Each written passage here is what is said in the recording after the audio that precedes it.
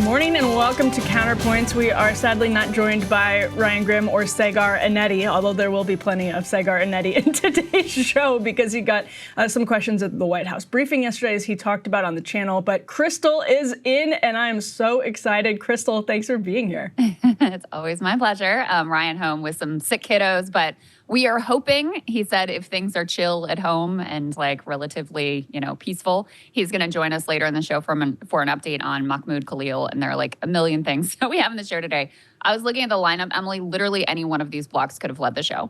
Yeah, normally there's some stuff that's clearly like, oh, we're interested in it, but we recognize it's not all that important. And you try to put the most important things at the front of the show. Today, literally any of these blocks, I think, could have gone first because each one of them is extremely consequential.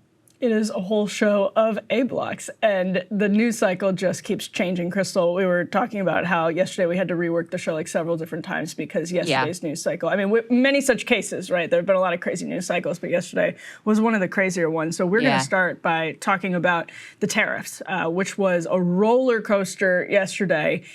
We have some new footage of Howard Lutnick answering questions. We have some footage of Saagar getting questions in a White House briefing and some updates on where the tariffs stand right now. Jeff Stein is going to join us to talk even more about the tariff policy particularly. We're going to start talking about Wall Street and tariffs and all of that, but then Jeff is going to be in the show. We're excited to have him with us to go through how particularly the tariffs are being viewed around the world and how they're affecting or how the Trump administration is approaching them. Then, Krystal, late yesterday, we learned the Education Department was taking its first step towards shutting down by laying off 50% of its staff. So we are going to talk about that. We're going to talk about how the House of Representatives actually passed a spending bill to avert a government shutdown and is now in the hands of the Senate and leaves Democrats with a sort of interesting question on their hands as they head into the second half of this week. Ryan will hopefully join us for a conversation about Mahmoud Khalil. Saagar was able to ask the White House about that at the briefing yesterday, so we have footage and we have new updates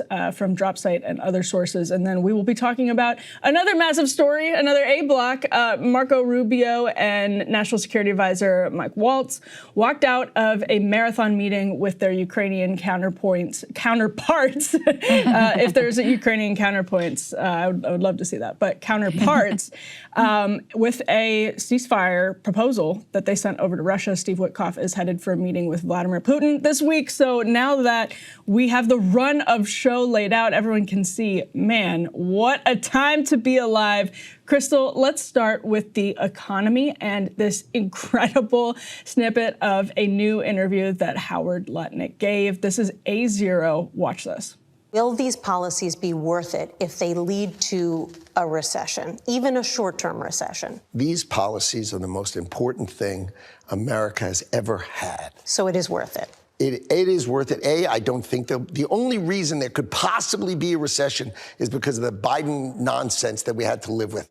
Okay, so JP Morgan, Goldman Sachs are now putting the likelihood of a recession around 40-60, so 40% likelihood of a recession. And you have massively wealthy people like Howard Lutnick, obviously Commerce Secretary there, saying a recession would be worth it. Krystal, this is, just to pause on this clip before we get to Saagar's question at the White House, it's the messaging, the optics, just on the surface level.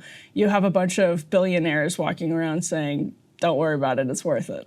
It's worth it. And it's worth it for what exactly? Like, that's the other piece is I'm not sure that they've really explained what all of us, all of like regular Americans out there are meant to be sacrificing in service of is the other piece of it, which is what we've talked about with the tariff policy, where Trump has had like 18 different explanations for why we're putting on tariffs, including making Canada the 51st state, something that was not proposed on the campaign trail and no one voted for, but, suddenly is a major priority in U.S. policy and you're supposed to suffer in order to make this happen. Like, it's insane. And, there's a few things with regard to Lutnick here that are important to point out as well. I sent you guys this article yesterday from Politico.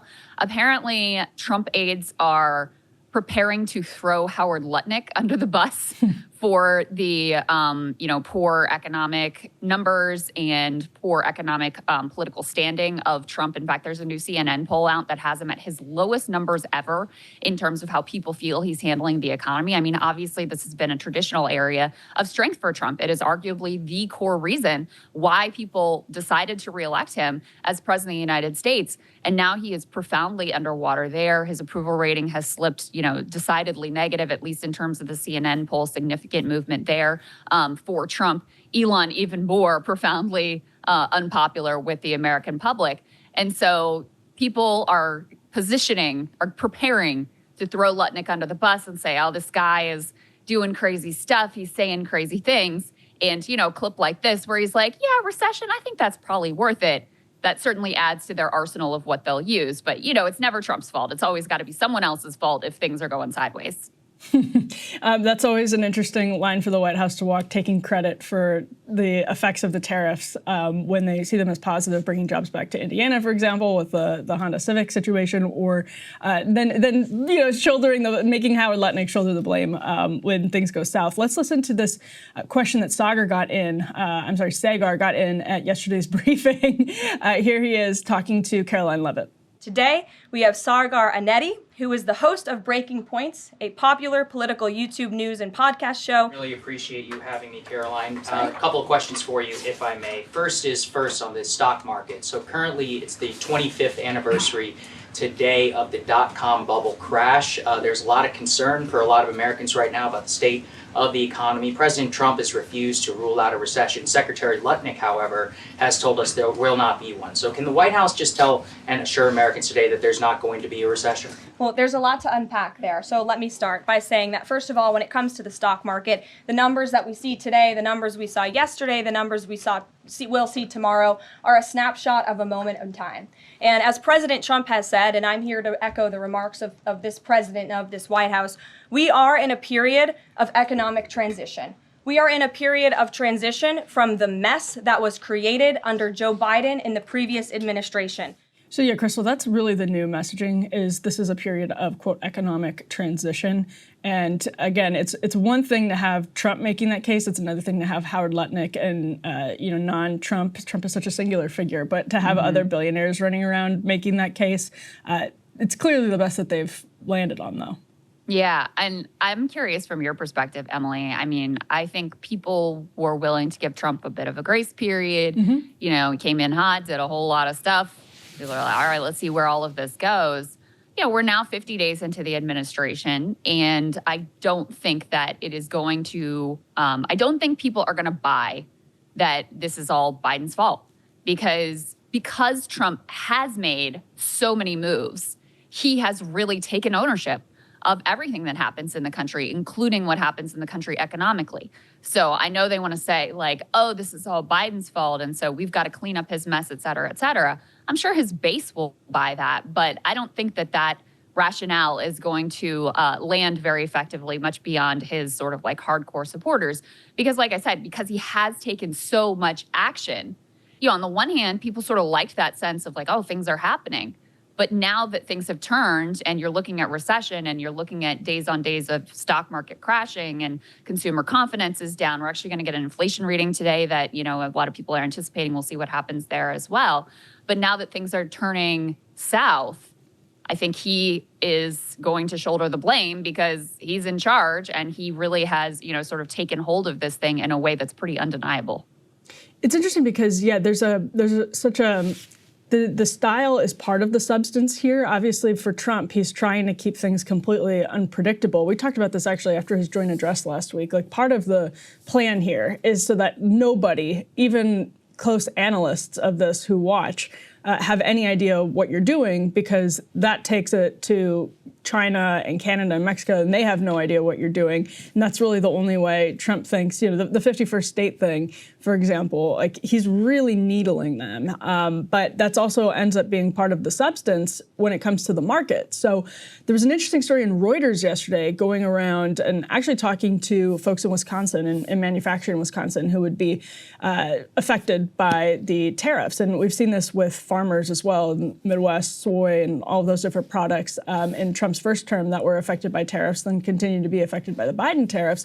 You often hear, and it seems that you're still hearing, some patience with Trump's policies because there was an expectation that they would be radical, that they would be hard to predict, that they would be significant. And so people sort of prepared in advance. That's what Reuters was talking to some of these manufacturing and agriculture people about. They expected to not know what to expect. And so they had already started looking into their supply chain and all of that. But the question is, when does that truly wear off? And Krystal, when Donald Trump, he's tethered himself so closely to the market during his campaign and looking back on his first presidency that it may ultimately be one of the things that screws him in terms of the public perception. He's really going to have to find more cases like the Honda Civic. He's really going to have to find just all of these examples of jobs flooding back to the United States to make the case that we're in a, quote, transition period in a way that's successful, that successfully persuades voters who are looking at their portfolios or in their communities and going, oh my gosh. Yeah, well, he's tied himself historically over the course of his career and certainly over the course of his first presidency to the markets. He's also in this presidency tied himself to Elon, who is increasingly profoundly unpopular and doesn't have some of the, Trump has magic powers when it comes to his political standing. Yep. We all know. He can do things and say things, get away with things that literally no one else in history has ever done. Elon doesn't have quite those same powers. Now, Elon has his own powers. Obviously, he's got his own base and following and cult of personality. And in a certain way, he is a similar sort of branding genius in the same way that, that Trump is, just with a different kind of a flavor. But Elon doesn't have that same political Teflon that Trump does. Now, I think early on, the thought was that Elon could serve as a kind of a heat shield. So as he's making all of these dramatic cuts and imposing this radical austerity on the federal government, including in things that are really popular, like, for example, public education is really popular. We're talking about that. Social Security, really popular. Airplanes safely landing, really popular, They thought, I think, that Elon could sort of take the blame and, serve as his heat shield, as this sort of protective barrier. But the flip side of that is because Elon is taking on so much water without having that Teflon coating that Trump seems to, that it actually could have an increasingly negative impact directly on Trump and weigh him down in a way that he hasn't been weighed down in the past. I want to skip ahead and then we'll come back to the CNBC side. If we could put A3 up on the screen, because I thought this was interesting. This is from JL Partners. They do these word clouds, which are always fun, and they ask people, what is Trump's biggest screw up so far? And tariffs jumps right off the page. Even at their most popular, and by the way, tariffs spelled incorrectly 2 different ways also ranks up there pretty closely. Keep this up on the screen, though, for a second, just so people can take a look and really digest this. Tariffs, even at when Trump was doing his best job pitching them during the campaign and saying this is what's going to bring jobs back, and people are thinking about, tariffs on China in particular, which is the most positive territory for tariffs. People are less favorable towards tariffs on Canada and Mexico. Even at that point, they were kind of a 50-50 proposition. Now, when you've had this, they're on, they're off, it's Canada, it's fentanyl, it's jobs, no, we're going to make them the 51st state, it's everything, no, it's half of the goods, no, we're taking them off again. At this point, I think it is one of the biggest liabilities, and he certainly can't blame Elon for that one. But if you look at the next level of what people say are his biggest screw-ups, you've got a bunch of things related to Elon. You've got Musk, Elon, firing, Doge, federal, workers. So if you kind of put all those together, you can see those are the 2 dueling pieces that people are most upset about with regard to Trump and the way that he has approached the government so far. Super, super interesting. I would have been the person who spelled tariffs wrong on the word cloud. Let's jump back No to judgment, no judgment. Let's jump back to the CNBC shot that Krystal teased, because this is how the tariff whirlwind, where basically Trump is, and different advisors who are talking to the media are saying different things. I mean, over the course of one day yesterday, there were different lines about how the tariffs were being implemented, what level of targeting was happening, and then what level of targeting wasn't happening with which country. So here's how CNBC reacted. Let's roll A2. I'm going to say this at risk of my job, Kelly, but what President Trump is doing is insane. It is absolutely insane. It is about the 8th reason we've had for the tariffs. And now he's saying he's putting 50% tariffs on Canada unless they agree to become the 51st state. That is insane. There is just no other way of describing it. And the trouble, Kelly, is that it shows there are no bounds around President Trump. This is very different from the first administration, where there were people around him who seemed to, I don't know what the word is, but smooth over some of the edges now. And the other thing that's not talked about, Kelly, is what's going on within the administration in terms of how they're treating the Constitution and laws. I think all of that is bad for the attraction of capital. And the gentleman from Bridgewater is 100% right. We need massive amounts of capital if we want to fund our deficits, pay for the things we want to pay for, sell our bonds, and have high stock prices. And it seems as if this administration is doing everything it can to chase foreign capital away. Okay. I like how he says the gentleman from Bridgewater is absolutely correct.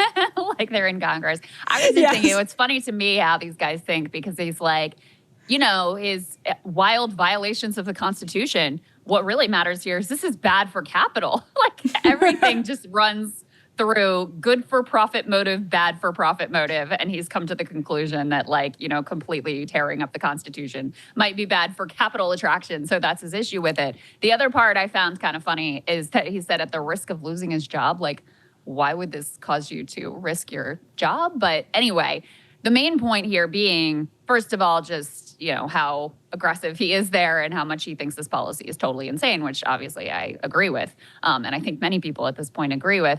But I think it also reminds us, and this is something we can talk more to Jeff Stein about, that these guys really didn't take Trump seriously on the campaign trail when he was repeatedly like, no, I'm really into tariffs. I'm going to put on a lot of tariffs. They're going to be across the board tariffs. Tariffs is the most beautiful word in the English language. And they were like, yeah, that part I don't think he's really serious about. We think he just means it when he talks about giving us tax cuts and deregulating everything. And that part we're excited about. So that's what we're going to focus on. So I think now you have a realization setting in, which is partly reflected in the way that the market has been crashing. I do think I looked and the futures were up this morning, but the way that the market has responded thus far, which has been, terrible for the first 50 days here of the Trump administration, I do think it is a sort of setting in of reality for these guys of like, oh shit, this dude was actually serious about the stuff that he was saying. Yeah, I wanted to actually, on that note, take out this quote from a CNN article I'm reading right now. This is from Ross Mayfield, who's an investment strategist at Baird. He says, quote, there's a tolerance for pain that maybe some investors hadn't priced in related to the Trump administration's tolerance for pain is what he's referring to there, because you're seeing Donald Trump say, for example, markets are going to go up and they're going to go down. But you know what? We have to rebuild our country. And then obviously Howard Lutnick, as we mentioned earlier, and Caroline Levitt, as Saagar got her on the record about all of that. So CNN continues to say we haven't gotten into some of these hard numbers yet, but the S&P 500 dipped it closed about 9.3% down from that February record high yesterday. All three major indexes dropped after Trump doubled down earlier in the day yesterday, but by the afternoon, CNN writes markets had pared some lessons as officials from both the U.S. and Canada said they would meet this week to de-escalate tensions and renegotiate trade policy. Krystal, it's quite interesting, though, that's giving anybody some hope, because it's now like Trump negotiating over the 51st state with Canadian negotiators. So I actually don't know how much can come out of those meetings at this point. Canada, I'd forgotten this, but Canada has a 100% tariff on Chinese EVs. Like, they're not at all, many people are aware of this, they're not at all averse to their own tariff agenda. So maybe that's a bargaining chip for the Trump administration going forward. But I don't know what room... Well, I think they'd be pretty happy about Canada having those tariffs on Chinese EVs. That part they're probably favorable towards, yeah. Yes, absolutely. But just that Canada uses tariffs as its own type of industrial policy, and I think you'll see some of that probably as they sit down at the table and talk through some of these things. But I don't know. I mean, it's genuinely hard to know. We were talking about this earlier. What Trump wants from Canada. Canada doesn't know. Trump's advisors don't seem to know what he wants from Canada at this point. My best guess is that he wants he wants companies who do business in Canada to not know what his end goal is, so that they end up betting on the United States rather than betting on Canada. I think that's the read that's most likely, but it's really hard to know. Yeah, I mean, this is what I want to talk to Jeff Stein about and see what his best read of the situation are, because I've seen like 18 different theories floated, including that they just like the market chaos, because if you're an insider and you can predict when to buy the dip and when he's going to make a new announcement about tariffs that spikes the market, you could be in a pretty profitable position. So yeah, I want to talk to Jeff about what he thinks is actually going on here. Not that I think that, I mean, if anyone could figure it out, it would be Jeff, but I'm not sure that anyone, including maybe Trump, really knows what he's up to here. Hey, if you liked that video, don't forget to hit the like button and subscribe to Breaking Points. If you want to see the rest of Counterpoints, go to breakingpoints.com to become a premium member and get the full uncut show every morning in your inbox and on Spotify.